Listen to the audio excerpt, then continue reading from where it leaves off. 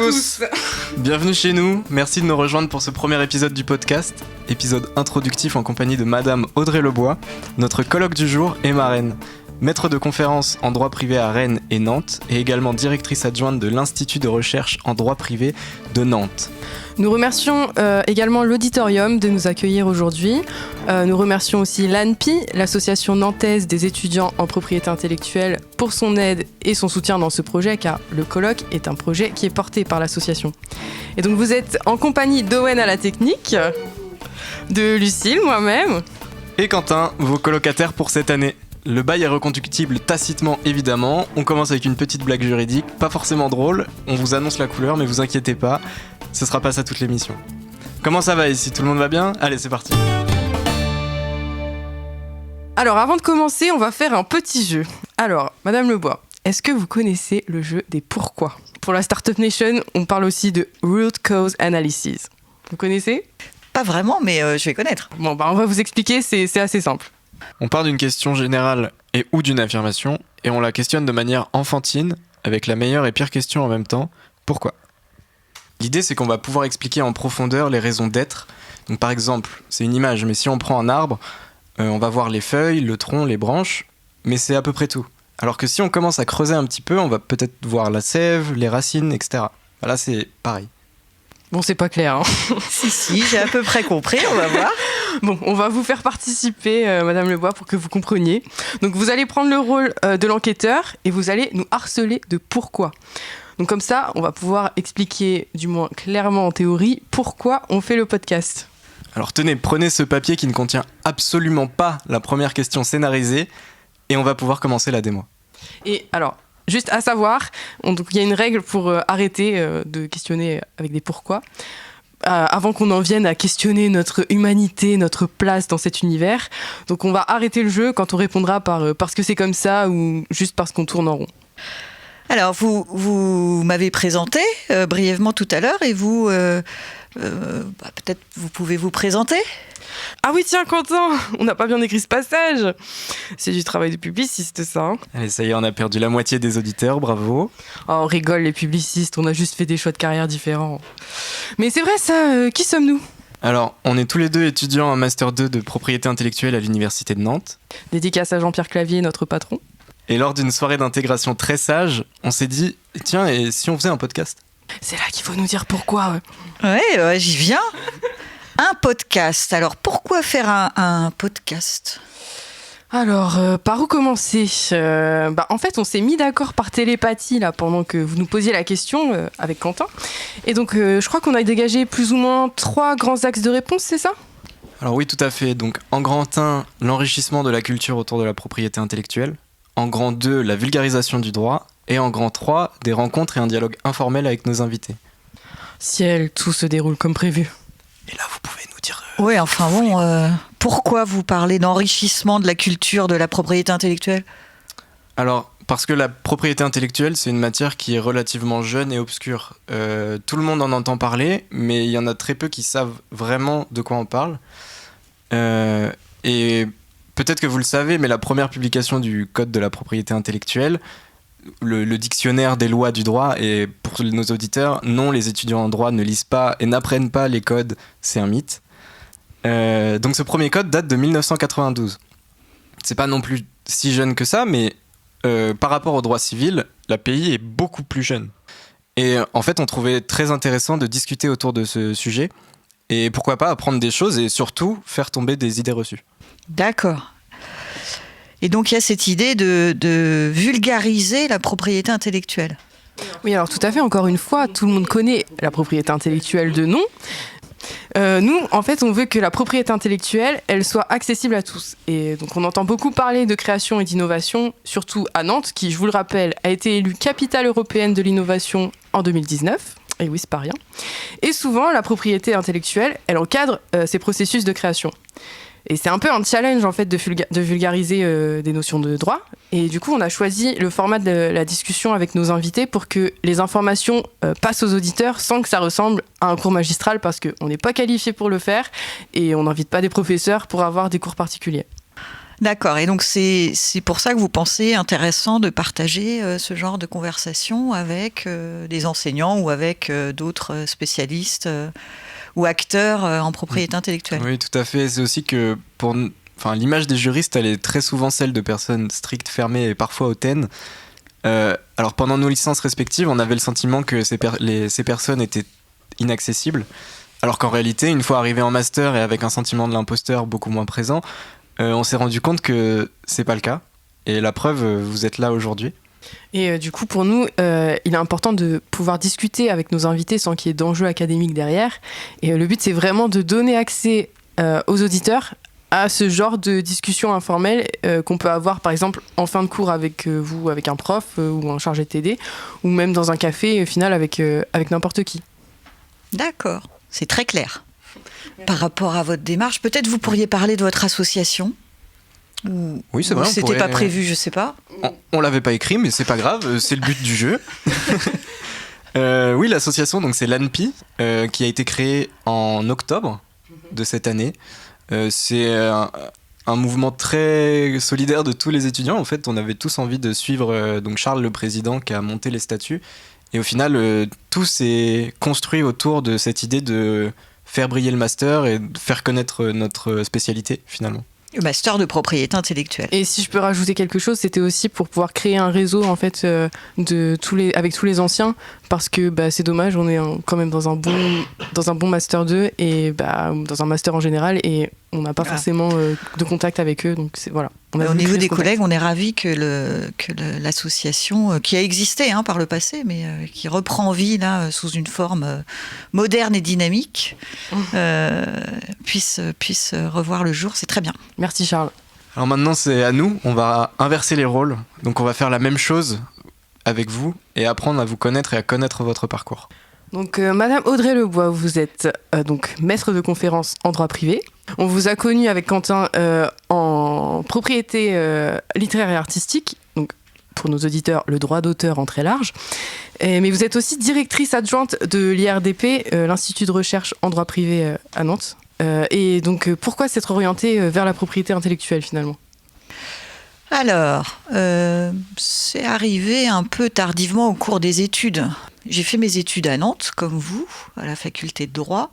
Et en maîtrise, j'avais un cours de droit d'auteur qui était assuré par le professeur André Lucas, qui est un éminent spécialiste de la matière, qui est l'auteur du traité de propriété littéraire artistique, co-auteur.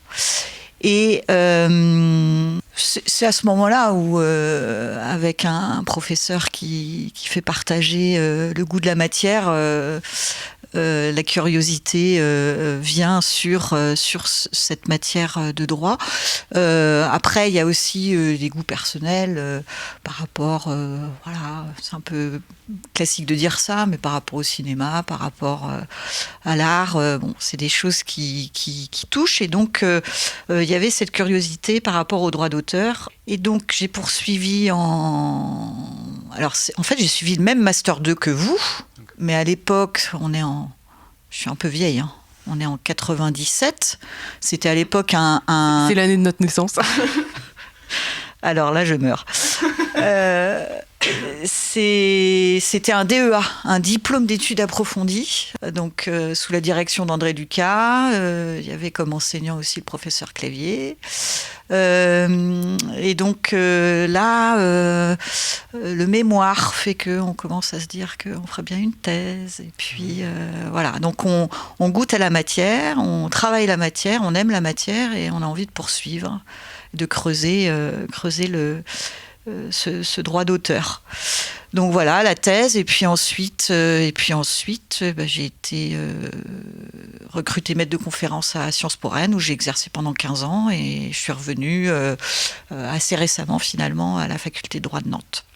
Et c'est quoi l'IRDP ? Alors l'IRDP, c'est un laboratoire de recherche, c'est une équipe d'accueil composée de membres, d'enseignants-chercheurs, de doctorants aussi. Alors c'est un laboratoire de recherche en droit privé, mais il y a un axe propriété intellectuelle qui est important. Mais il y a aussi d'autres axes de recherche, de droit de la famille, contrat et d'autres assurances, d'autres matières de droit privé. Et puis, c'est un petit peu l'endroit où justement la recherche se développe, les publications se font, et surtout, c'est l'endroit qui accueille les doctorants qui font leur recherche pour l'élaboration de leur thèse. Et pas forcément en droit d'auteur, hein, même s'il y a des doctorants en propriété intellectuelle, mais il y en a aussi dans plein d'autres disciplines du droit privé. Il y a aussi des étudiants en Master 2 qui préparent leur mémoire. Voilà, c'est aussi un endroit où se retrouvent les étudiants de Master. Ils sont, voilà, après, c'est pas très grand, donc il n'y a pas forcément la place pour tout le monde, mais l'objectif aussi de cet espace, c'est d'accueillir, parce qu'il y a beaucoup de ressources documentaires, il y a beaucoup d'ouvrages dans ce domaine-là qui intéressent les étudiants. D'accord. Et donc, vous êtes maître de conférence. Est-ce que vous pouvez expliquer un peu ce que c'est c'est quoi être maître de conférence et c'est quoi la différence avec professeur, les titres, etc. On ne comprend pas forcément les différences. Maître de conférence ou professeur des universités, c'est le même métier. C'est le métier d'enseignant-chercheur. Donc, on fait de l'enseignement et on fait de la recherche. La recherche en droit, c'est vraiment de la recherche, mais c'est pas effectivement de la recherche comme dans les sciences dures. Là, il s'agit de réfléchir, de s'interroger par rapport aux textes de loi, par rapport aux décisions qui sont rendues, par rapport essayer de déterminer si les textes sont les bons, sont bien formulés, s'il y a une efficacité aussi dans l'application de la loi, si c'est utile, il y a plein de questions diverses et variées qu'on peut se poser par rapport au droit. Et puis le métier d'enseignant, vous connaissez, que c'est plus transmettre, partager ses connaissances et essayer de justement dans une approche pédagogique, d'essayer de faire comprendre la matière, ce qui n'est pas forcément toujours évident, mais les deux facettes du métier sont passionnantes. Ok. Je voulais revenir sur ce que vous aviez dit par rapport à votre intérêt au début sur la matière, par rapport à ce que vous aimiez dans l'art et le cinéma. Pourquoi vous vous êtes retrouvé à aimer cette matière ? Enfin, si vous pouviez développer en fait tout simplement sur pourquoi vous aimez autant le droit d'auteur, ou qu'est-ce qui vous a séduit directement par rapport à vos aspirations personnelles ? Alors là, je vais dire un peu des banalités parce que j'ai pas un art en particulier qui m'attire plus qu'un autre, et à la rigueur, j'ai des goûts qui sont un peu ceux de tout le monde. J'ai pas voilà, il y a des œuvres qui me touchent, mais je suis pas musicienne, hein, je suis pas artiste, mais après c'est vrai que c'est aussi la matière en elle-même, juridique, qui est passionnante parce qu'il y a des questionnements. C'est à la fois une matière technique et en même temps qui pose des vraies questions aussi de société, et puis qui touche un peu tout le monde, moi je trouve. Ces questions de droit d'auteur, alors elles ont un écho particulier aussi aujourd'hui parce que il y a l'exploitation numérique des œuvres et Internet qui font que tout le monde se sent plus ou moins concerné, ou tout le monde se sent plus ou moins, ou est plus ou moins contrefacteur. Mais voilà, il y a plein de choses, je sais pas, comme ça là, pas évident de répondre comme ça à cette question-là. J'avais une autre question. Ça fait quoi d'être docteur en droit ? Qu'est-ce que ça fait ? Ça change rien du tout. Ok. Moi, j'ai beaucoup aimé les années de thèse. Alors, c'est un travail de longue haleine. J'ai mis 4 ans à faire ma thèse, ce qui n'est pas si long que ça. C'est souvent plus long que ça. Voilà. Mais il y a une satisfaction à arriver à cerner son sujet, à avoir une vision sur un sujet. Voilà, donc ça, c'est une vraie satisfaction. Après, finalement, c'est qu'une étape. L'objectif était d'arriver à ce métier qui me passionne d'enseignant-chercheur. la régie nous signale qu'on a déjà notre premier appel. Oui, allô, bonjour, qui est à l'appareil ? Bonjour les colocs, je vous écoute depuis tout à l'heure et... Mais monsieur, nous ne sommes pas en live ! Seriez-vous une voix préenregistrée qu'on aurait complètement voulu mettre à ce moment-là ? Oh non, je pense qu'il s'agit d'une simple coïncidence. Mais je vous entends parler là, les juristes, mais moi j'ai un problème et je pense que vous pouvez peut-être m'aider. Voyez-vous, je suis écrivain et j'aimerais déposer un brevet sur mon idée de livre, mais franchement je sais pas comment faire et j'ai peur qu'on me vole l'idée du prochain best-seller. Oh là là, monsieur, on va reprendre depuis le début parce que vous y êtes pas du tout. Ça tombe bien, on est là pour discuter autour du droit. Et j'ai vu, Madame Lebois, que vous aviez fait une petite grimace en entendant ça d'ailleurs. Moi je comprends rien, je pense que je l'appelle plus souvent. Il n'y a pas de problème. Madame Lebois, qu'est-ce que vous pensez de cet appel d'auditeur ? Qu'est-ce qui ressort ? Sur l'idée de sur la question qui était de protéger l'idée d'un roman. Mettre un brevet sur une idée de livre. Alors, Mettre un qu'est-ce que ça vous brevet, inspire ?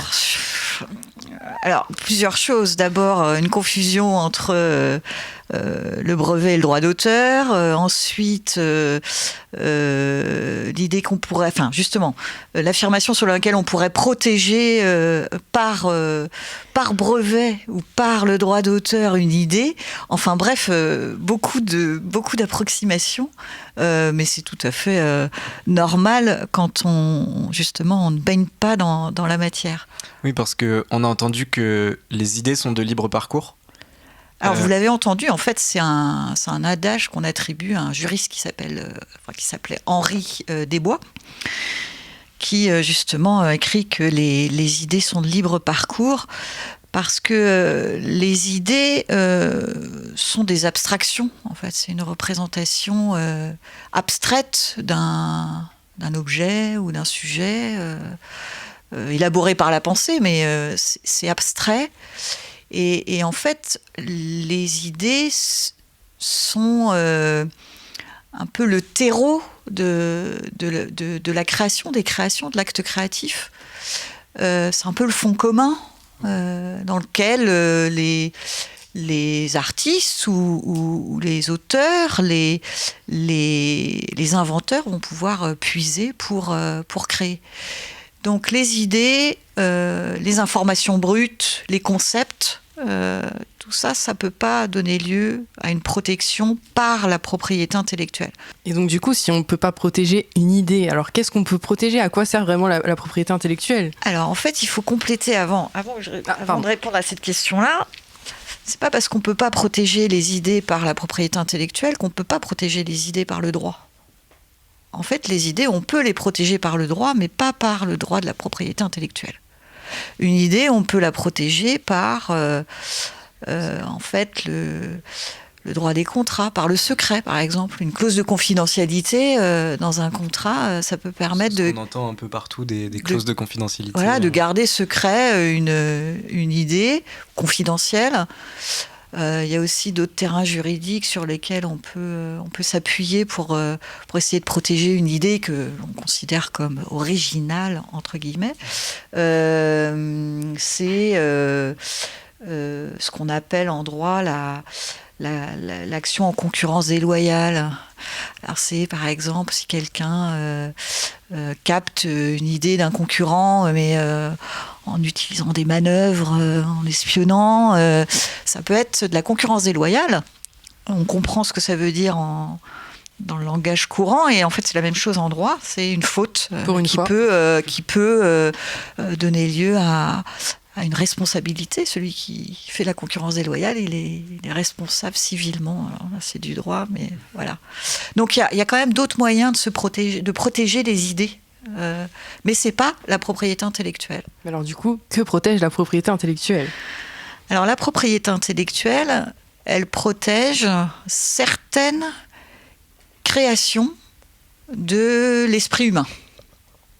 Donc ça veut dire déjà que la propriété intellectuelle, c'est d'ailleurs pour ça qu'on emploie l'expression propriété intellectuelle. Il y a l'idée de création de l'intellect humain, en fait, donc d'où intellectuel. Et puis, c'est pas toutes les créations de l'esprit humain qui sont protégeables, c'est seulement certaines en fonction de conditions qui sont posées par la loi. Donc là, c'est à nouveau du droit. Par exemple, pour protéger une œuvre par le droit d'auteur, il faut que l'œuvre soit originale. Ou pour qu'une invention soit brevetable, il faut qu'elle soit nouvelle. Voilà, donc il y a des conditions, c'est pas toutes les créations de l'esprit humain qui sont protégeables.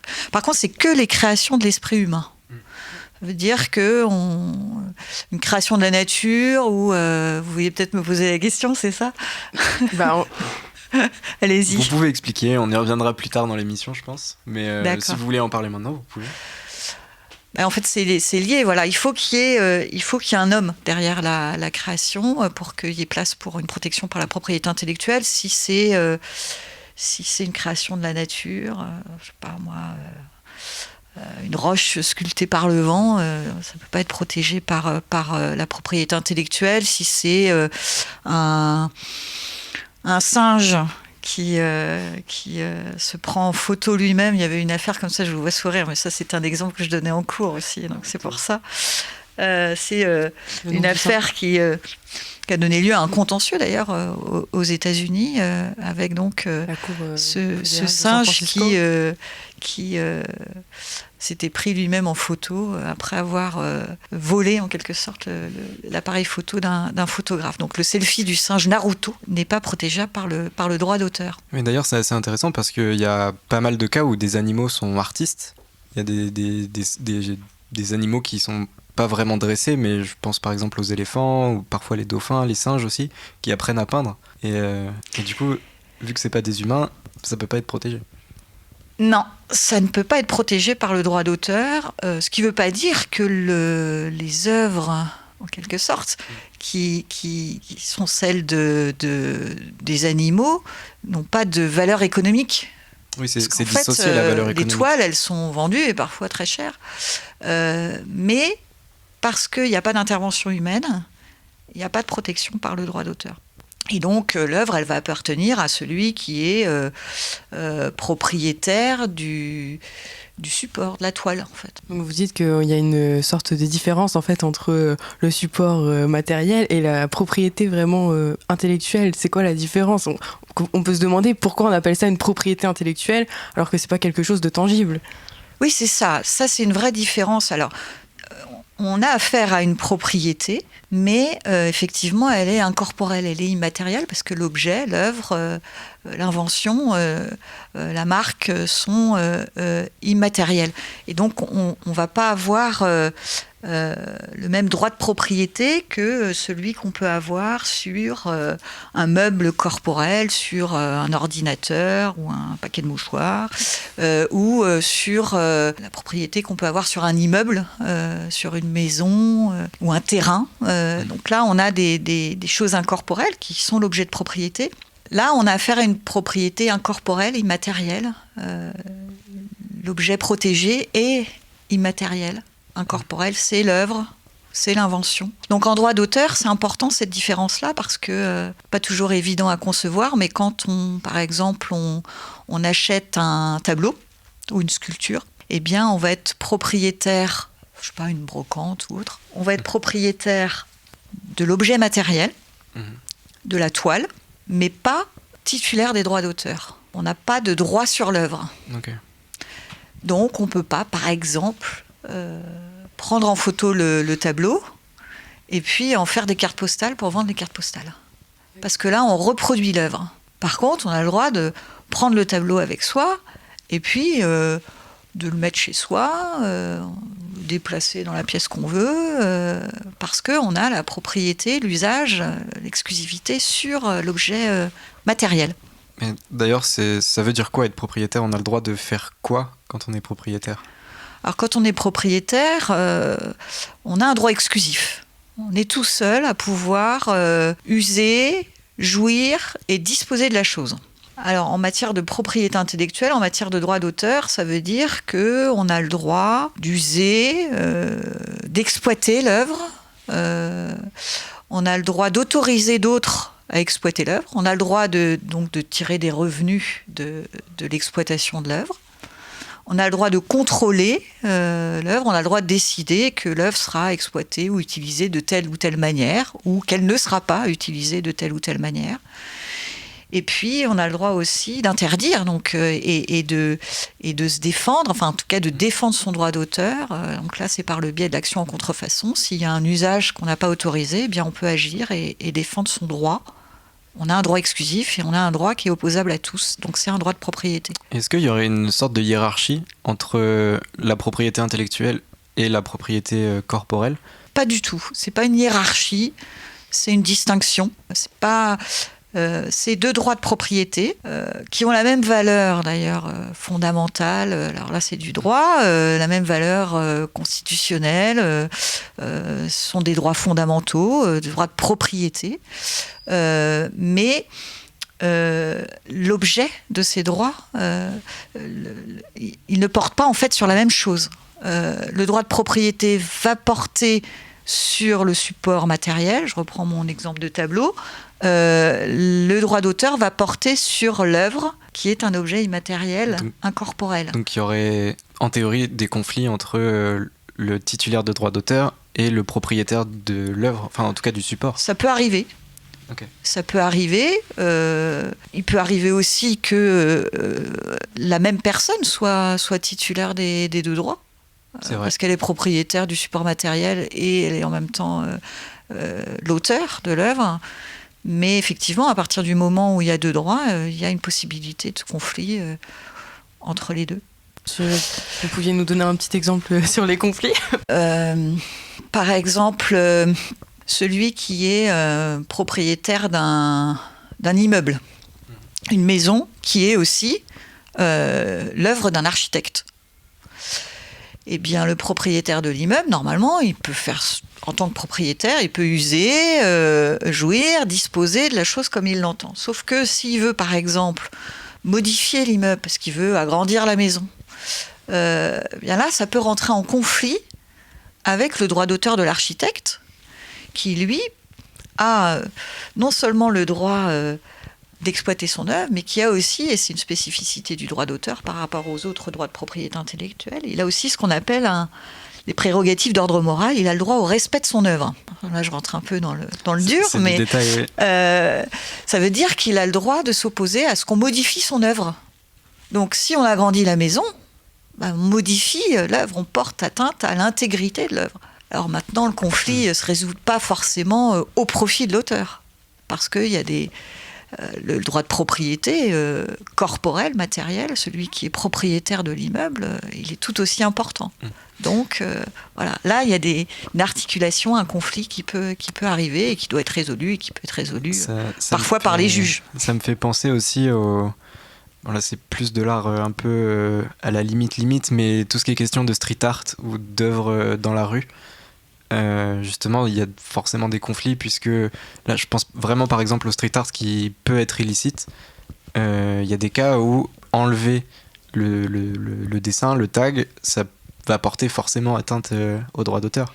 Alors effectivement, il y a plusieurs choses dans le street art. Il n'y a pas d'ailleurs une illicité qu'on regarde que par rapport au droit civil ou au droit d'auteur. Il y a aussi des questions. En fait, le street art, c'est une forme de dégradation de biens.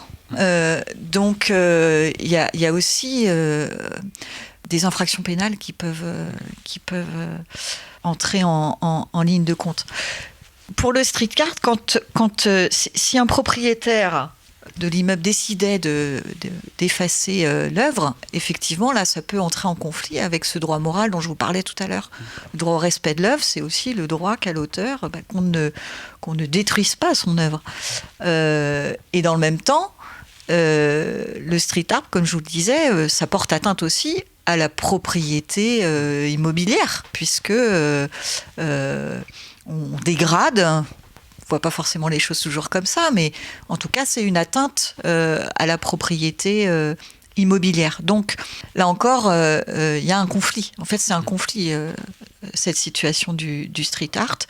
Et alors, la solution, elle peut être aussi simplement de proposer à l'artiste de prendre en photo son œuvre pour pouvoir ensuite en faire oui. un autre usage ou une autre exploitation.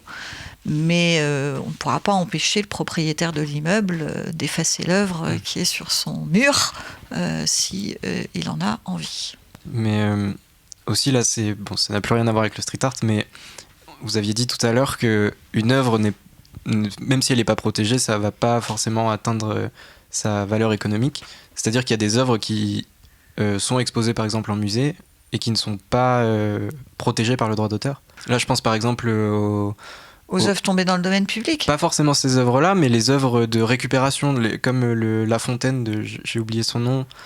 Mais alors là, on retombe sur ce qu'on a évoqué tout à l'heure, sur la distinction entre idée et œuvre. Ok. Et d'ailleurs, tout à l'heure, vous avez dit et c'est c'était le discours d'Henri Desbois, c'est les idées sont de libre parcours, donc on ne protège pas par le droit de la propriété intellectuelle les idées, les concepts.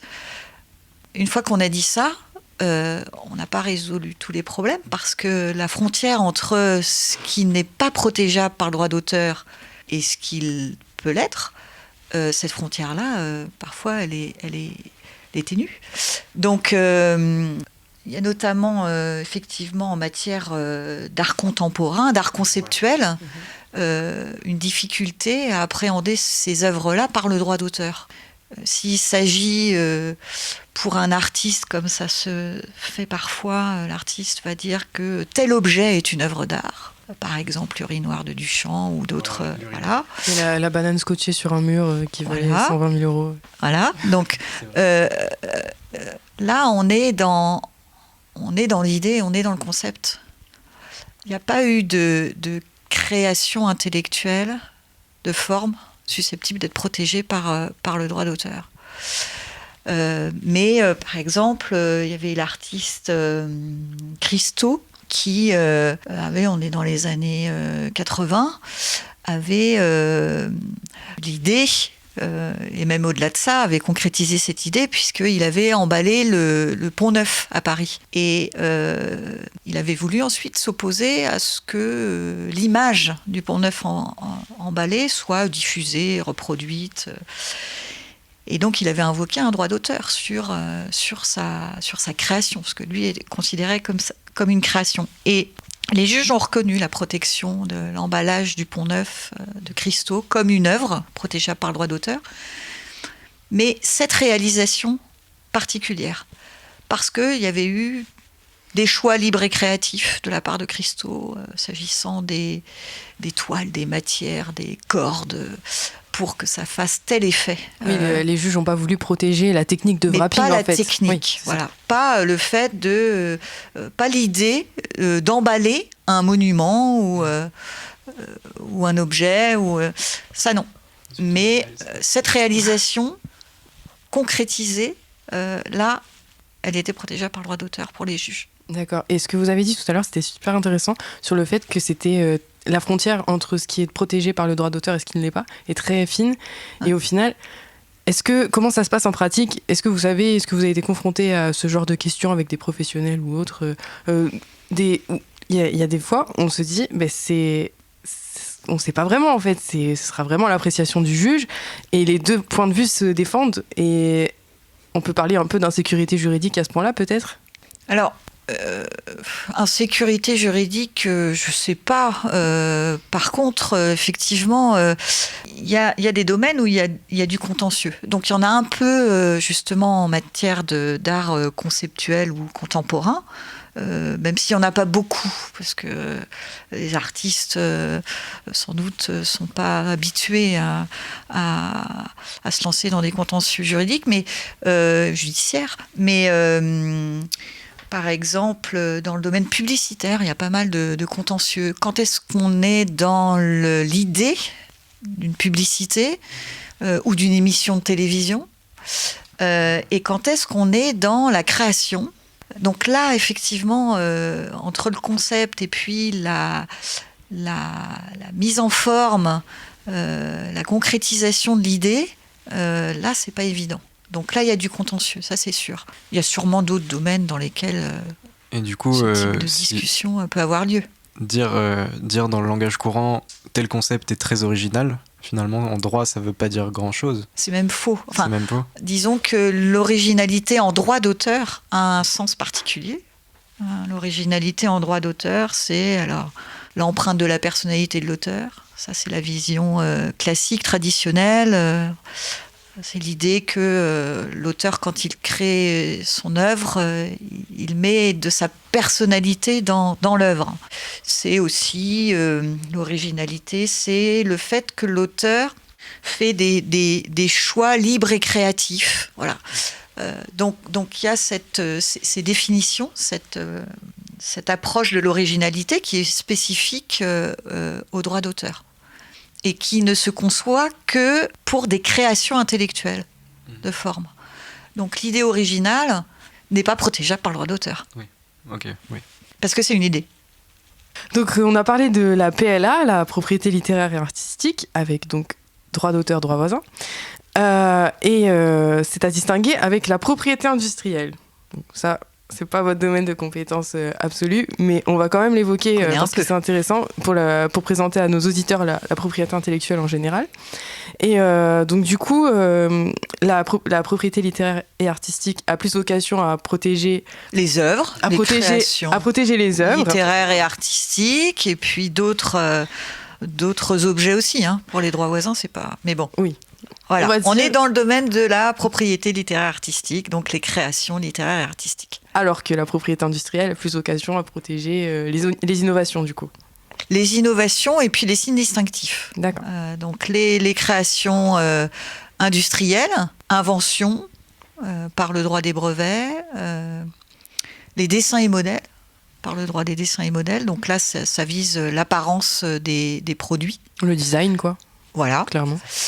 Voilà, c'est les marques. Alors, signes distinctifs, les marques. Donc là, c'est pour les signes distinctifs des produits et des services. Ça permet pour une entreprise, par exemple, de distinguer les produits et services qu'elle commercialise de ceux des concurrents. Et ça permet aussi de garantir une origine commerciale au produit, par exemple, la marque. D'accord. C'est la fonction essentielle de la marque. Oui. Alors, petit cas pratique surprise. Est-ce que le podcast que nous sommes en train de créer aujourd'hui avec vous est susceptible d'être protégé par le droit d'auteur ? Alors, on va faire ça par étapes. L'idée de faire un podcast, non. Heureusement qu'il n'y a pas d'exclusivité, sinon il n'y en aurait qu'un. Ensuite, l'idée de faire un podcast sur la propriété intellectuelle, non plus. Là où il peut y avoir place pour une protection, c'est par rapport aux questions que vous posez, à la manière dont vous avez construit finalement ce qui est un peu une interview en quelque sorte. Donc là, il peut y avoir place pour du droit d'auteur dans la mise en forme, l'expression littéraire par rapport aux questions que vous posez. En revanche, moi, j'ai rien.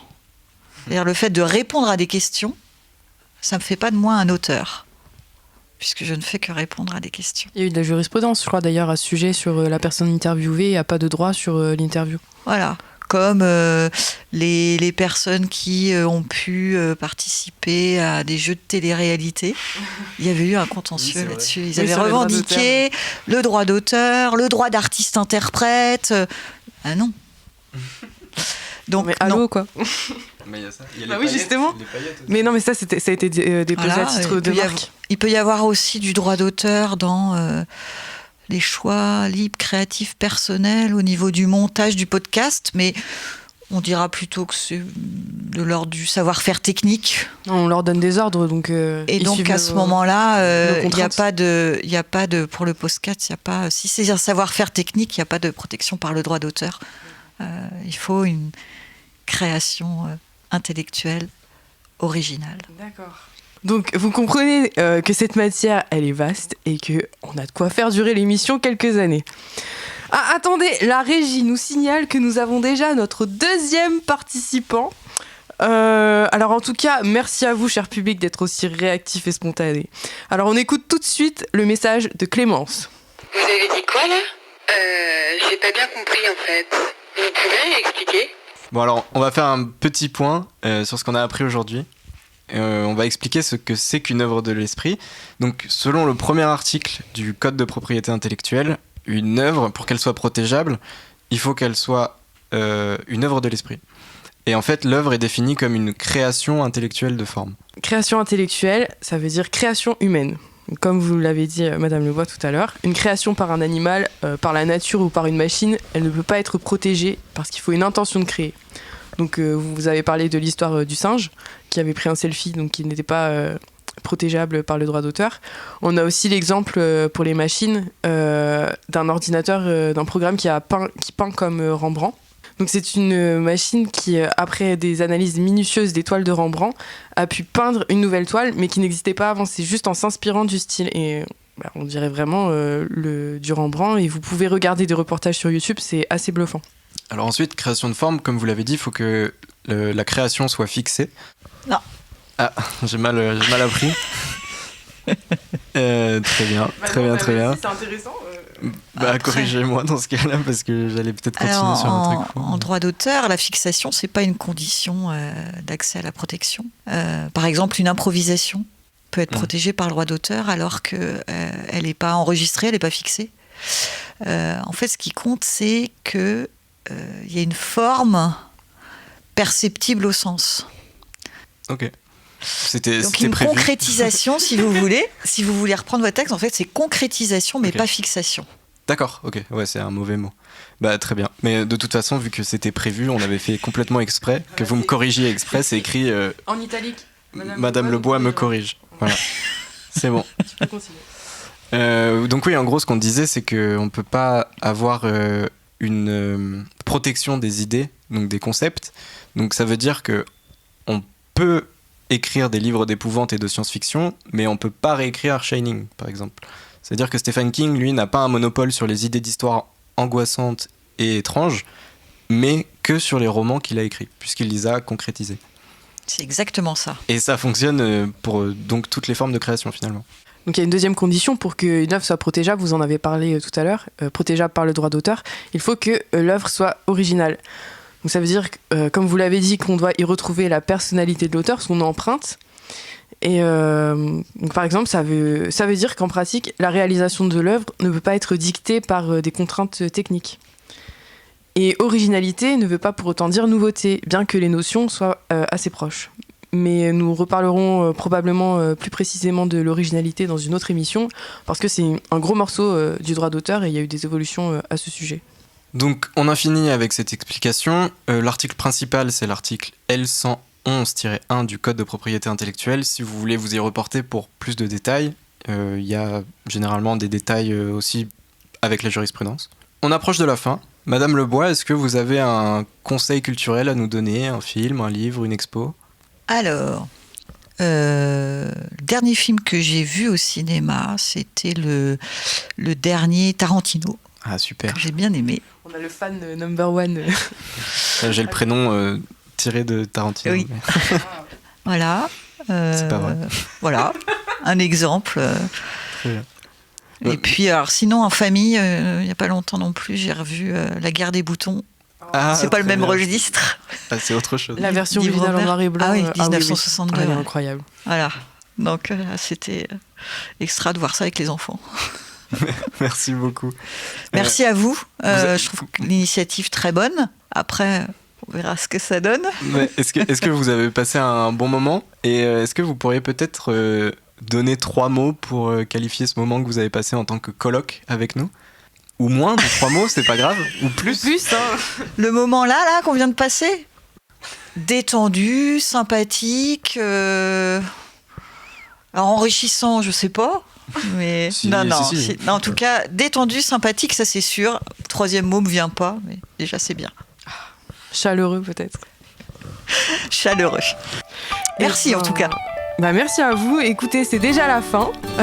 Message à nos auditeurs. Si vous voulez nous soumettre des idées de thèmes pour l'émission ou que vous êtes intéressés pour participer en tant que coloc, n'hésitez pas à nous envoyer un mail à l'adresse mail suivante, lecolocpodcast@gmail.com. On mettra l'adresse en cliquable, en lien hypertexte, non.